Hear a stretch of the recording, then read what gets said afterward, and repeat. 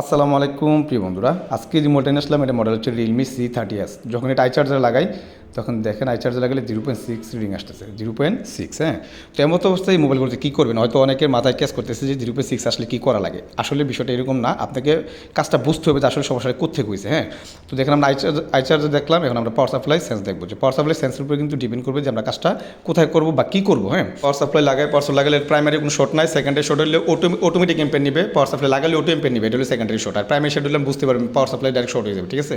আর secondary short হলে automatic আসবে। আর এটা পাওয়ার সুইচ প্রেস করার পর দেন পাওয়ার সুইচ প্রেস করি, পাওয়ার সুইচ প্রেস করার পর 13 আসা আটকা রয়েছে, মানে 13তে রিডিংটা আসা আর স্টক রিডিং মানে আটকা রয়েছে। এমতো অবস্থায় এই সমস্যাগুলো কী কারণে হয়, হ্যাঁ এই বিষয়টা বিস্তারিত আলোচনা করবো কেন হয় এই সমস্যাগুলো। 13তে এসে আটকা রয়েছে।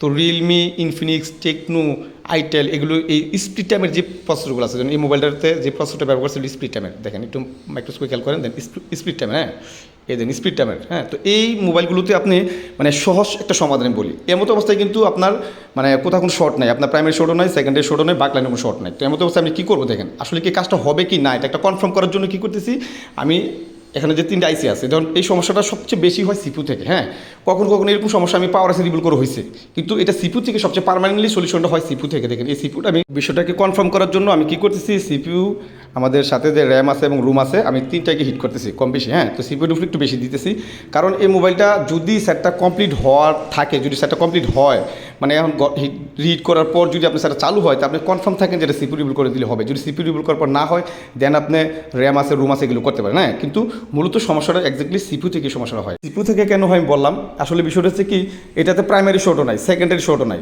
বাকলাইন শর্টও নাই। যদি বাকলাইন শর্ট থাকতো কি হইতো, আমি পাওয়ার সুইচ প্রেস করার পর 13 নিচে নেওয়ার পর পাওয়ার সুইচটা ছেড়ে দিলে 0 চলে আসতো, বা এটা রিডিংটা সাইডে দিত, তাহলে বুঝতে পারেন যে বাকলাইন শর্ট। তো সেটা দেখেন সেটা কিন্তু কমপ্লিট হয়েছে, তাহলে সিপিউ রিভিল হবে।